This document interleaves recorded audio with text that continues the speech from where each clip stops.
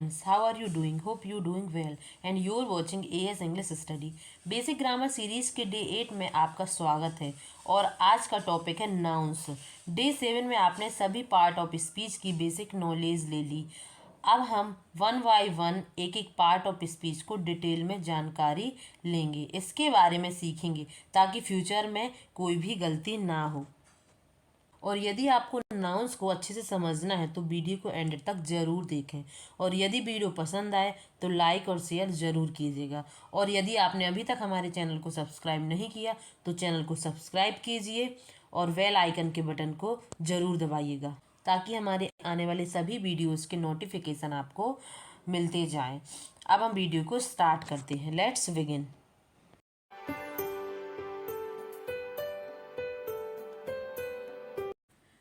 So friends, सबसे पहले हम बात ये करेंगे कि नाउन क्या है। What is noun. नाउन को हम डिफाइन इस तरीके से करेंगे कि जिसका कोई नाम हो वो नाउन है। इसका मतलब ये है कि जिस किसी वर्ड को, जिस किसी चीज़ को हम कोई नाम से बुला सकें, जिसे हम किसी पर्टिकुलर नाम दे सकें, वह नाउन है।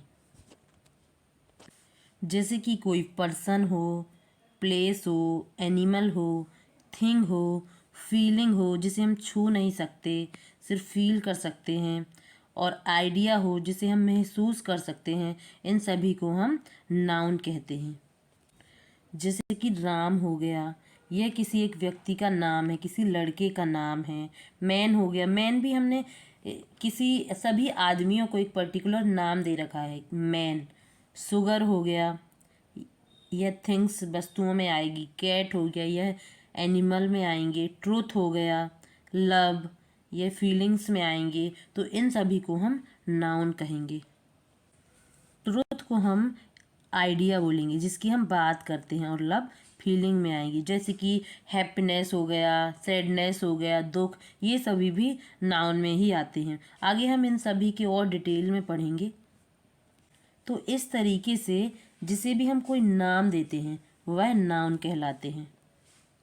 और नाउन को हिंदी में हम संज्ञा कहेंगे। यह एक बेसिक डेफिनेशन हो गई जिसके बारे में आप याद रखिए। अब इसके आगे हम इनके नाम सीखेंगे, यानी कि इनके टाइप्स क्या हैं। Types of noun. Types of noun यानी कि नाउन के कितने प्रकार होते हैं। यहाँ पर मैंने 8 प्रकार के नाउन्स को लिख रखा है। यदि आप इन्हें अच्छी तरह से समझ लें तो आप कभी कंफ्यूज नहीं होंगे कि नाउन क्या है और ये वर्ड कौन से नाउन में आते हैं। तो हम इन्हें डिटेल में समझते हैं। अब सबसे पहले वन बाय वन हम इन्हें डिटेल में समझते हैं। सबसे पहले मैंने ले रखा है कॉन्क्रीट नाउन। फर्स्ट नाउन है हमारी कॉन्क्रीट नाउन। कॉन्क्रीट का मतलब होता है ठोस, यानी कि मूर्त, जिसका कोई आकार हो, उसे हम कहेंगे कॉन्क्रीट नाउन्स। इसे हम समझते हैं physical things that you can touch. मतलब यदि किसी चीज़ का आकार है, कोई वस्तु मूर्त रूप में है, तो हम उसे टच कर सकते हैं। अब हम एग्जाम्पल में देखेंगे, जैसे कि राम किसी व्यक्ति का नाम है। मैन, सभी आदमियों को हम मैन बोलेंगे। सुगर, कैट किसी जानवर का नाम है। डॉग, कार, फर्नीचर, मार्कर, इसके आगे हम और भी देखेंगे जैसे कि बोर्ड, एक्सेट्रा। इन सभी को हम छू सकते हैं, हाथ से टच कर सकते हैं, क्योंकि ये सभी वस्तुएं हैं किसी न किसी तरह की। इसलिए ये सभी, क्योंकि मूर्त आकार में है ये सभी, इसलिए हम इन्हें कॉन्क्रीट नाउन कहेंगे। ये सभी एग्जाम्पल्स कॉन्क्रीट नाउन के अंतर्गत आएंगे। अब हम इसे सेंटेंस में देखेंगे। हैव यू मेट राम, क्या तुम राम से मिले हो।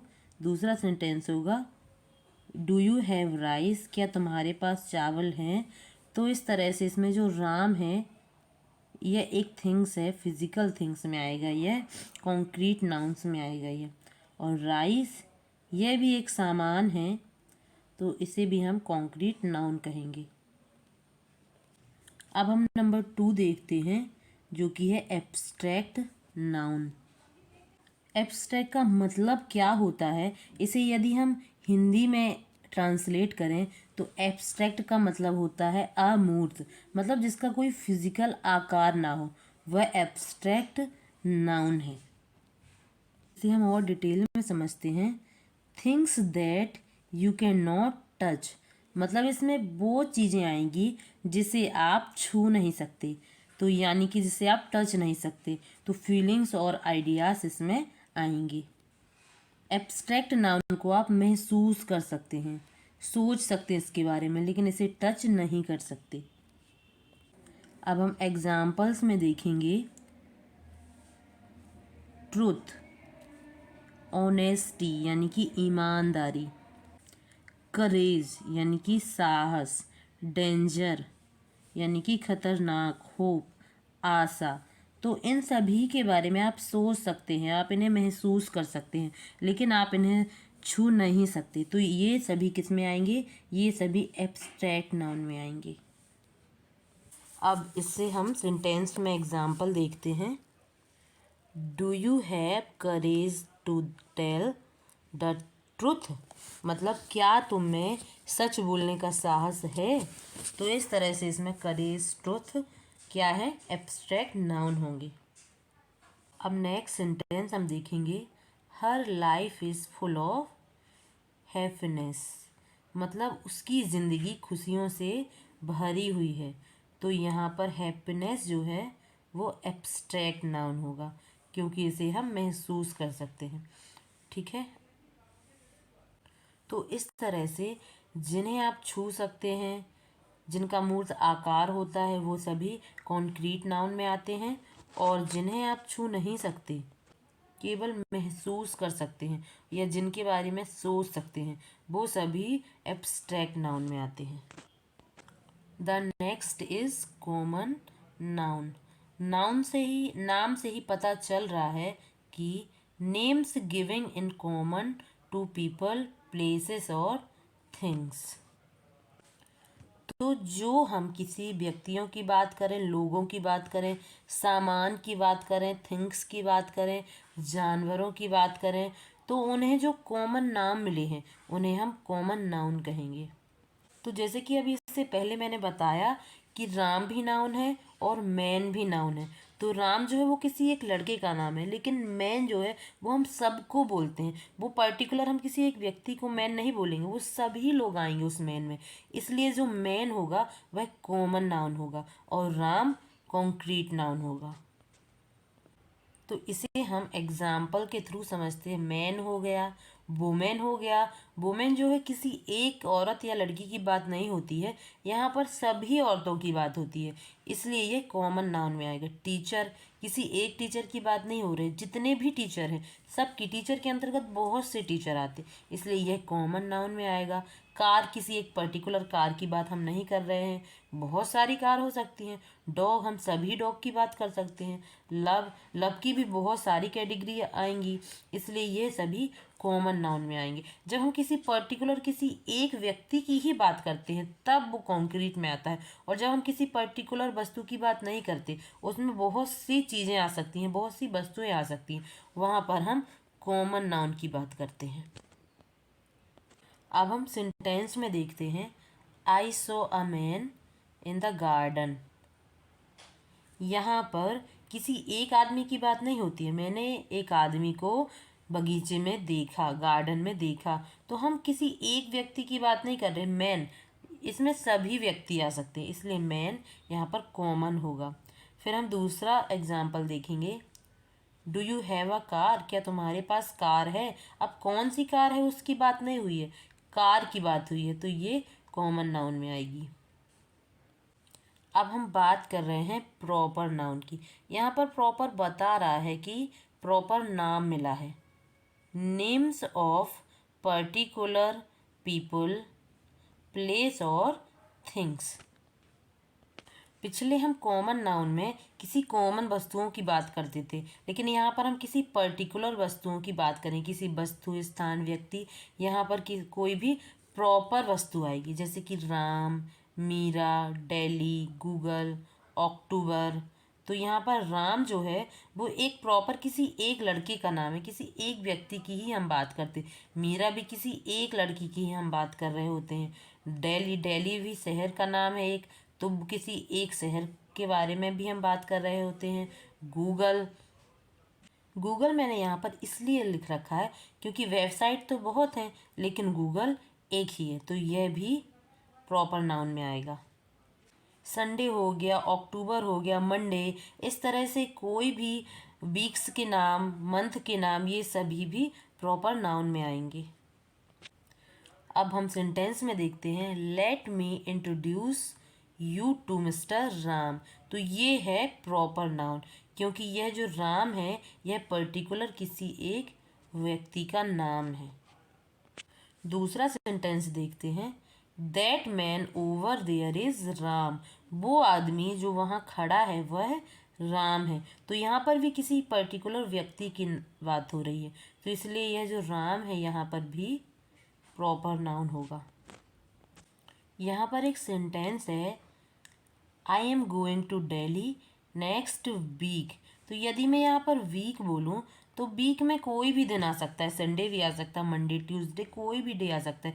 तो यहाँ पर जो वीक होगा वह कॉमन नाउन होगा। लेकिन यदि मैं बोलूँ कि I am going to Delhi next Sunday, तो संडे यहाँ पर प्रॉपर नाउन में आएगा, क्योंकि संडे एक ही है, इसलिए यहाँ पर संडे आएगा प्रॉपर नाउन में और वीक आएगा कॉमन नाउन में।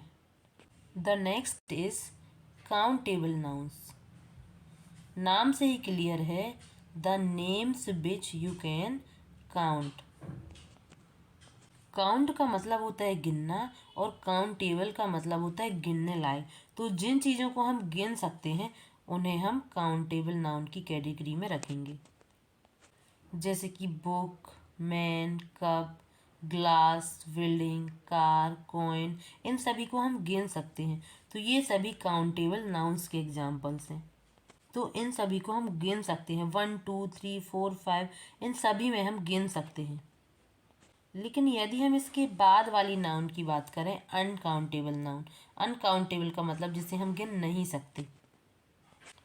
The names which you can not count, मतलब वो चीज़ें जिन्हें आप गिन नहीं सकते, जैसे कि शुगर, सॉल्ट, वाटर, एयर, चीज़, मनी, हैप्पीनेस। जरा आप सोचिएगा, यदि आपको लगे शुगर गिन सकते हैं, लेकिन इतने छोटे छोटे कण होते हैं कि उसे गिन नहीं सकते। आप नहीं बोलेंगे कि मुझे 4 शुगर दे दो, 10 शुगर दे दो, आपको 1 kg, 2 kg, 1 पैकेट्स, 2 पैकेट्स ही बोलना पड़ेगा। इसी तरह से सॉल्ट हो गया, वाटर को भी आप गिन नहीं सकते, एयर को भी आप नहीं गिन सकते, चीज़ को भी आप नहीं गिन सकते। चीज़ के टुकड़े गिन सकते हैं लेकिन चीज़ आप नहीं गिन सकते। मनी को भी आप नहीं गिन सकते। कॉइन्स आप गिन सकते हैं कि 1 कॉइन, 2 कॉइन्स, नोट्स गिन सकते हैं, लेकिन मनी अनकाउंटेबल है। तो आपको मनी में बिल्कुल भी कंफ्यूज नहीं होना है, मनी अनकाउंटेबल ही होता है, क्योंकि मनी हम नहीं गिन सकते। कॉइन्स गिन सकते हैं, मनी अनकाउंटेबल है। कॉइन काउंटेबल है बट मनी अनकाउंटेबल है। हैप्पीनेस, खुशी, यह भी अनकाउंटेबल है, खुशी भी आप गिन नहीं सकते। सेंटेंस देखेंगे, आई हैव 5 कॉइन्स। यहाँ पर कॉइन्स की बात की है मैंने, कॉइन्स गिन सकते हैं, यह काउंटेबल होगा। यहाँ पर मैंने 5 भी लिख रखा है, 5 कॉइन्स, तो कॉइन जो है काउंटेबल है। मेरे पास 5 सिक्के हैं, I have 5 coins. I don't have a car, मेरे पास कार नहीं है, तो यहाँ पर भी हम कार को गिन सकते हैं, तो यह भी काउंटेबल है। अब हम अनकाउंटेबल के सेंटेंस देखते हैं। Have you got some money, क्या तुम्हारे पास कुछ पैसे हैं। तो यहाँ पर मनी को आप ऐसे नहीं बोल सकते कि 2 मनी, 5 मनी, आ मनी, यह गलत हो जाएगा, मनी अनकाउंटेबल में ही आता है। आई लाइक राइस, मुझे चावल पसंद है, तो राइस यहाँ पर अनकाउंटेबल आएगा। तो यदि सीधी भाषा में समझें तो जिसे हम गिन सकते हैं वह काउंटेबल और जिसे नहीं गिन सकते वह अनकाउंटेबल। अब हम बात करते हैं नंबर 7, कलेक्टिव नाउन। कलेक्टिव नाम से ही क्लियर हो रहा है, कलेक्शंस, मतलब कि किसी ग्रुप की बात हो रही है। It denotes a group of individuals. तो एक एक चीज़ों को मिला के जो ग्रुप बनता है वो आते हैं कलेक्टिव नाउन्स में। इनमें वर्ड्स भी ऐसे आएंगे जैसे कि क्लास, यह कलेक्टिव नाउन में आएगा। जब एक एक बच्चे की हम बात करेंगे तो वह कलेक्टिव नाउन में नहीं आएगा, लेकिन जब हम किसी पर्टिकुलर पूरी क्लास में बहुत सारे बच्चे हो सकते हैं, इसलिए यह कलेक्टिव नाउन में आता है। क्राउड मतलब भीड़, भीड़ में बहुत से लोग होते हैं, यह कलेक्टिव नाउन में आएगा। प्राइड हो गया, प्राइड क्या है? लोगों का, लॉयंस का झुंड। जब शेर इकट्ठे होते हैं तो उन्हें हम प्राइड कहते हैं, तो प्राइड भी कलेक्टिव नाउन में आएगा। फैमिली हो गई, फैमिली एक परिवार में बहुत से लोग होते हैं, यह कलेक्टिव नाउन में आएगा। फ्लॉक हो गया, फ्लॉक होता है भेड़ों का झुंड, यानी कि जब सीप इकट्ठे होते हैं बहुत सारे तो उसे हम फ्लॉक कहते हैं। हर्ड हो गया, जैसे कि एलिफेंट, डियर, इनका झुंड। सबके नाम अलग अलग होते हैं, आपको याद करना पड़ेगा। क्रू हो गया, क्रू क्या होता है? साथ में काम करने वाले लोगों को क्रू कहते हैं, जैसे कि स्पेशली एयर क्राफ्ट हो गया, बोट्स में काम करने वाले लोगों को क्रू कहते हैं। क्रू मेंबर्स भी बोला जाता है। तो अब हम इनके एग्जाम्पल्स देखेंगे। I live with my family, तो फैमिली एक परिवार का नाम होता है, यहाँ पर बहुत सारे मेंबर्स होते हैं, इसलिए फैमिली जो है वो कलेक्टिव नाउन होगा। नेक्स्ट सेंटेंस है क्लास ओपन योर बुक। कोई टीचर आता है क्लास में, वो बोलता है ओपन योर बुक, मतलब सभी अपनी बुक्स, पुस्तकें खोलो। वह किसी एक से नहीं बोलता, वह पूरी क्लास से बोलता है, इसलिए जो क्लास है यह कलेक्टिव नाउन में आएगा। अब हम बात करते हैं लास्ट नाउन, कंपाउंड नाउन की। अ नाउन मेड टू और मोर वर्ड्स। तो जब हम दो या दो से अधिक वर्ड्स को मिला करके एक वर्ड बना देते हैं तो वह कंपाउंड नाउन में आता है। जैसे कि फुटबॉल, फुट और बॉल से मिलाकर बन गया फुटबॉल, यानी कि पैर से मारने वाली गेंद। बस स्टॉप, तो बस जहाँ रुकती हैं उसे बस स्टॉप बोला जाएगा, तो ये दोनों को एक साथ बोला जाएगा, बस स्टॉप। इनके बीच में हालांकि गैप है, लेकिन ये ऐसे ही लिखा जाता है। अगला है सनसेट, सनसेट को साथ ही लिखा जाता है, यानी कि सूर्य का डूबना। Next is mother in law, mother in law, 3 word, बीच में हाइफन भी है, यह एक कंपाउंड नाउन होगा, यह एक कंपाउंड नाउन होगा क्योंकि यह 3 वर्ड को मिलाकर बना हुआ है। नेक्स्ट इज स्विमिंग पूल, यह भी 2 वर्ड को मिलाकर बना है, स्विमिंग पूल, इसलिए यह भी कंपाउंड नाउन होगा। तो स्विमिंग पूल के बीच में गैप है, लेकिन यहाँ पर 2 वर्ड हैं, इसलिए स्विमिंग और पूल को मिलाकर हो गया स्विमिंग पूल, यह एक कंपाउंड नाउन होगा। यह 3 प्रकार के होते हैं, एक तो ये बिना गैप वाले हो गए, एक गैप के साथ और तीसरा हाइफन के साथ। कंपाउंड नाउन को हम इन 3 तरह से लिख सकते हैं। अब एग्जाम्पल्स देखते हैं। Have you ever seen sunset, क्या तुमने कभी सूर्य को डूबते हुए देखा है? Sunset, this is the compound noun. The next is my sister in law is waiting for me, मेरी भाभी मेरा इंतज़ार कर रही हैं। तो सिस्टर इन लॉ यहाँ पर कंपाउंड नाउन है। तो इस वीडियो में आपने सीख लिया कि नाउन्स क्या होते हैं और कितने टाइप के होते हैं। Concrete noun, abstract noun, common noun, proper noun, countable noun, uncountable noun, collective noun and compound noun. ये सभी 8 प्रकार के नाउन हमने डिटेल में समझ लिए। लेकिन अभी मैं काउंटेबल नाउन और अनकाउंटेबल नाउन इन दोनों को और डिटेल में समझाऊंगी, ताकि इनमें और कौन से वर्ड यूज़ होते हैं, ताकि आप कभी भी कंफ्यूज ना हो। तो आप वीडियो में बने रहें और आगे का वीडियो पूरा देखें। और यदि आपको वीडियो पसंद आया तो लाइक और शेयर ज़रूर करें, और अगर अभी तक आपने हमारा चैनल सब्सक्राइब नहीं किया है तो सब्सक्राइब ज़रूर करें और बेल आइकन को ज़रूर से प्रेस करें। अब हम वीडियो को कंटिन्यू करते हैं।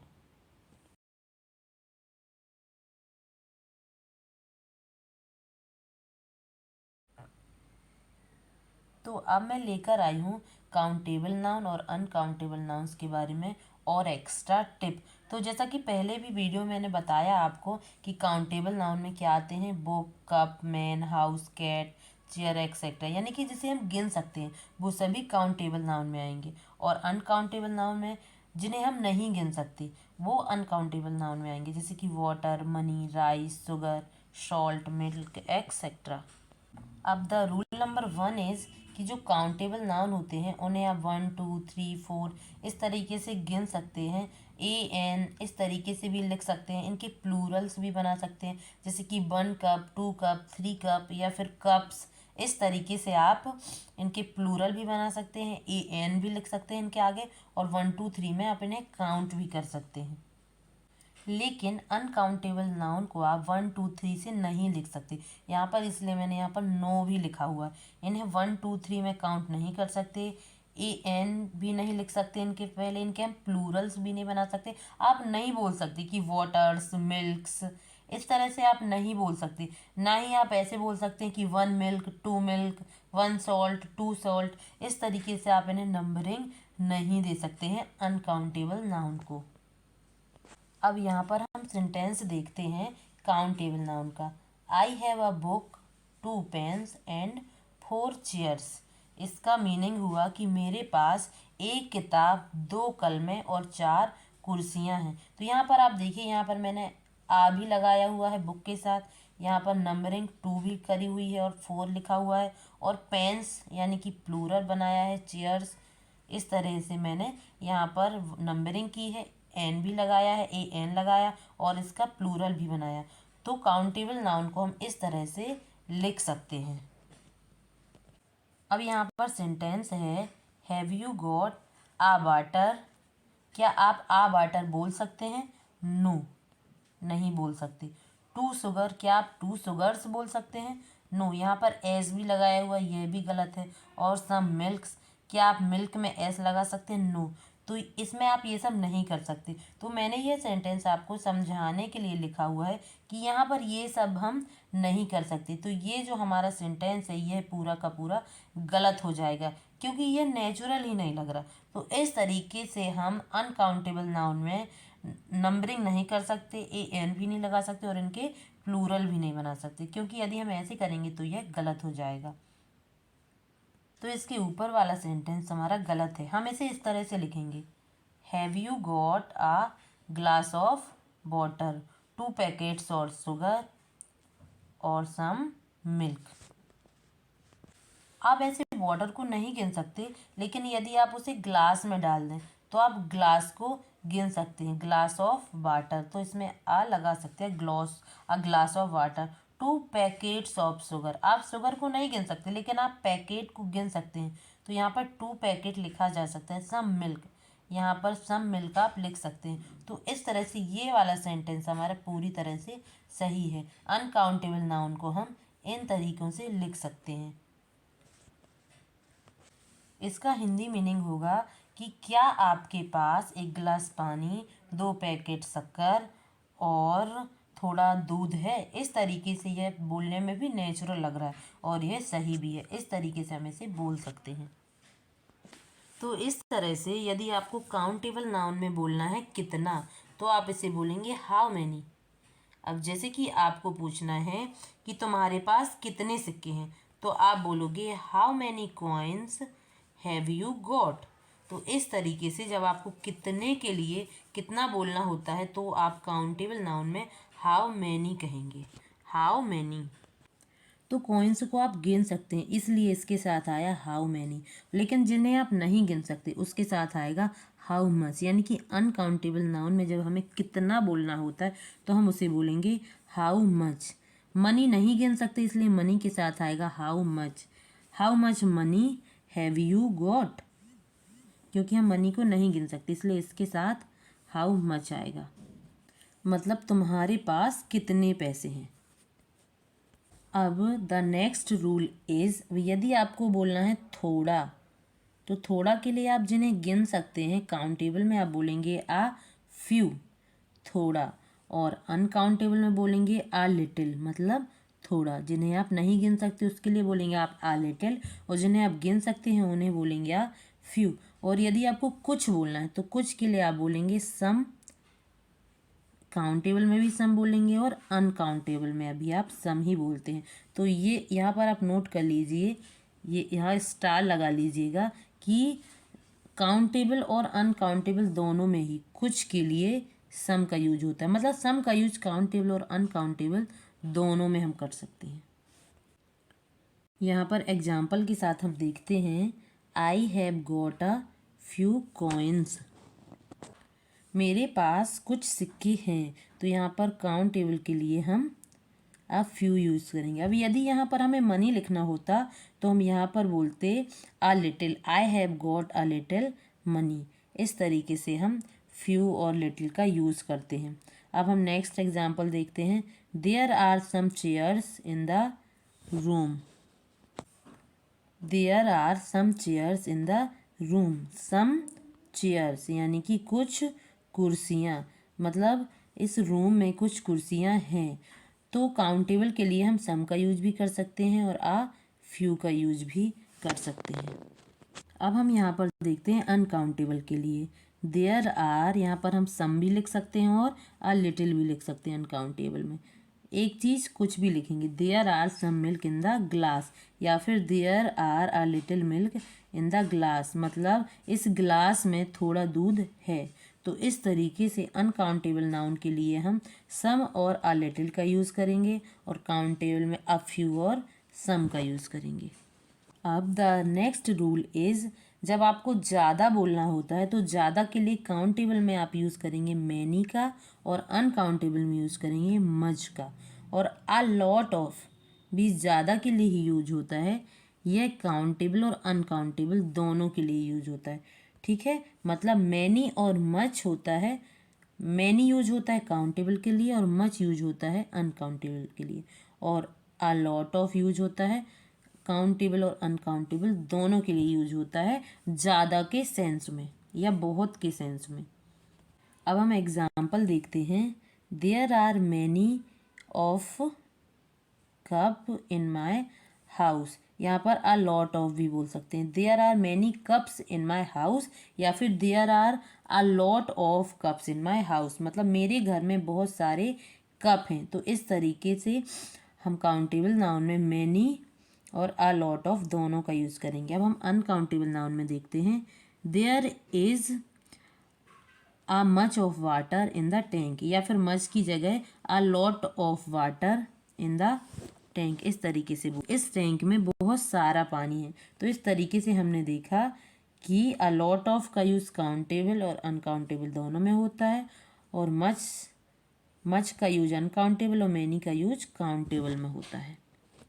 अब हम अगला पॉइंट देखते हैं कंपेयरिंग थिंग्स के लिए, मतलब जब हम कंपेयर करते हैं तो काउंटेबल और अनकाउंटेबल में जब हम किसी चीज़ को कंपेयर करते हैं तो जब हमें ज़्यादा बोलना होता है तो मोर का यूज़ काउंटेबल और अनकाउंटेबल दोनों में होता है। जब हम किसी चीज़ को कंपेयर करके किसी चीज़ को ज़्यादा बताते हैं तो मोर का यूज होता है काउंटेबल और अनकाउंटेबल दोनों के लिए।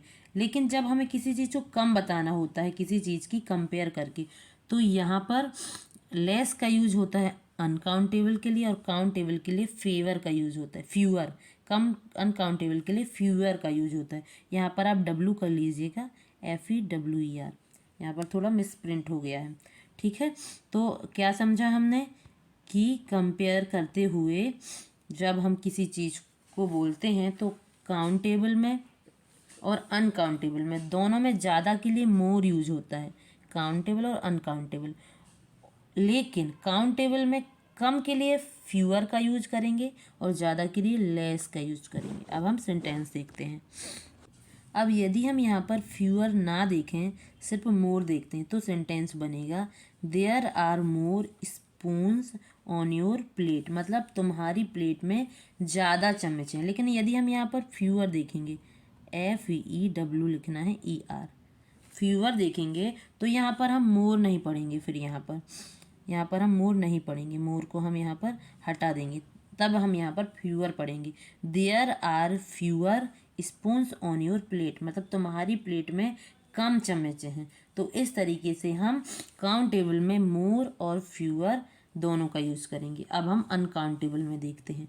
अनकाउंटेबल में हम देखते हैं, अब यहाँ पर यदि हम मोर हटा दें पहले, सिर्फ लेस देखेंगे तो हम पढ़ेंगे there is less rice on your plate, मतलब तुम्हारी प्लेट में कम चावल है। ठीक है, अब यदि हम यहाँ पर लेस हटा दें और सिर्फ मोर पढ़ेंगे तो आएगा there is more rice on your plate, मतलब तुम्हारी प्लेट में ज़्यादा चावल है।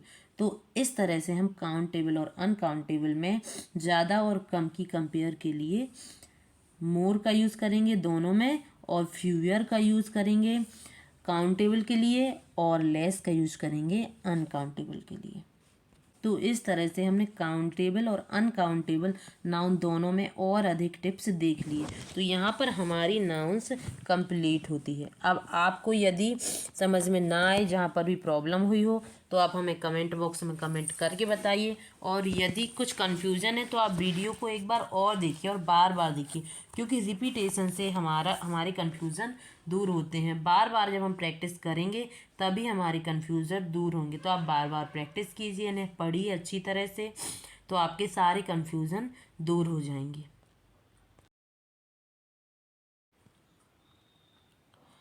सो फ्रेंड्स, एक बात और बताना चाहूँगी जो पिछली बार में रह गया था, कि जब मैंने आपको कॉमन नाउन समझाया और प्रॉपर नाउन समझाया, कि कॉमन नाउन को हम कैपिटल लेटर से नहीं लिखते हैं। जब भी हम प्रॉपर नाउन कहीं भी लिखते हैं तो प्रॉपर नाउन का मतलब होता है कि हम किसी पर्टिकुलर व्यक्ति या वस्तु या स्थान की बात करते हैं, तो वह हमेशा कैपिटल लेटर से ही शुरू होता है।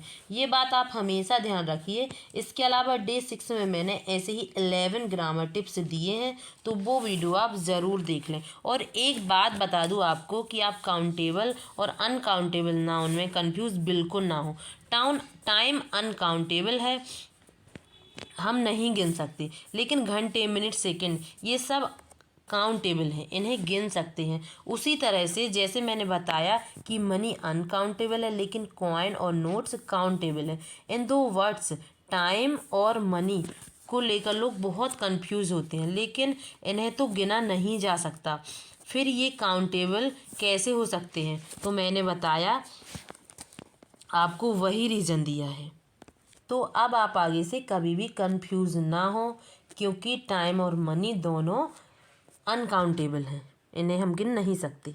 और यदि आप रिटन इंग्लिश के लिए इंग्लिश सीख रहे हैं तो आपके लिए बहुत ही काम आएंगे ये सभी टिप्स। अगर आप स्पोकन इंग्लिश के लिए सीख रहे हैं तो स्पीकिंग के टाइम पर आपको कन्फ्यूज़न ना हो, इसके लिए आप कौन सा वर्ड यूज़ करें, इसके लिए यह वीडियो देखना बहुत ज़रूरी है। और जब भी आप वीडियो देखें उसे एंड तक ज़रूर देखें, क्योंकि वीडियो के बीच बीच में मैं आपको बहुत ही अच्छी अच्छी टिप्स भी देती हूँ। और आपको जो भी पार्ट सबसे अच्छा लगा हो उसे कमेंट बॉक्स में ज़रूर बताइएगा। और अभी तक आपने डे 1 से लेकर डे 7 तक की कोई भी वीडियो मिस कर दी हो तो नीचे डिस्क्रिप्शन बॉक्स में मैंने लिंक दी है, उसे ज़रूर जाकर देख लें। And all right friends, it's all for today. And I hope कि आपको ये वीडियो पसंद आया हो और आपको नाउन्स से रिलेटेड कोई भी कन्फ्यूज़न ना हो। और यदि आपको वीडियो पसंद आया हो तो उसे लाइक कीजिए, अपने फैमिली, फ्रेंड्स एंड रिलेटिव्स को शेयर भी कीजिए। और यदि आप मेरे चैनल पर नए हों तो इसे सब्सक्राइब ज़रूर कीजिए और बेल आइकन का बटन ज़रूर दबाइएगा, ताकि आने वाले सभी वीडियो आप तक पहुंच सकें। तो अब मैं मिलती हूँ आपको नेक्स्ट डे में, डे 9 के साथ। अभी के लिए बाय बाय।